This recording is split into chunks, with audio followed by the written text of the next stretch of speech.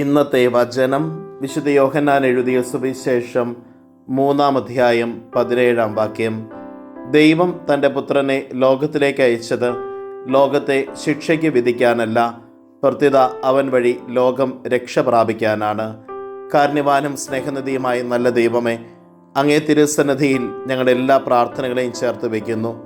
പുത്രനായ ഈശോ ഞങ്ങൾക്ക് പ്രദാനം ചെയ്യുന്ന രക്ഷയുടെ അനുഭവത്തെ അനുനിമിഷം സ്വന്തമാക്കുവാൻ പിതാവായ ദൈവം അനാദിയിലെ ഞങ്ങൾക്ക് വേണ്ടി ഒരുക്കിയിരിക്കുന്ന രക്ഷാകര പദ്ധതിയോട് സഹകരിക്കുവാൻ കൃപയും അനുഗ്രഹവും ഞങ്ങൾക്ക് നൽകണമേ.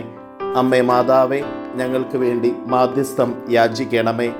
നമ്മുടെ കർത്താവ് ഈശോ മിശിഹായുടെ കൃപയും പിതാവായ ദൈവത്തിൻ്റെ സ്നേഹവും പരിശുദ്ധാത്മാവിൻ്റെ സഹവാസവും നാം എല്ലാവരോടും കൂടെ ഉണ്ടായിരിക്കട്ടെ, ഇപ്പോഴും എപ്പോഴും എന്നേക്കും.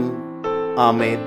ഇന്നത്തെ നിയോഗം: പ്രത്യാശയോടുകൂടെ ജീവിക്കുവാൻ വേണ്ട കൃപയ്ക്ക് വേണ്ടി തീക്ഷ്ണമായി പ്രാർത്ഥിക്കുകയും ആഗ്രഹിക്കുകയും പരിശ്രമിക്കുകയും ചെയ്യാം.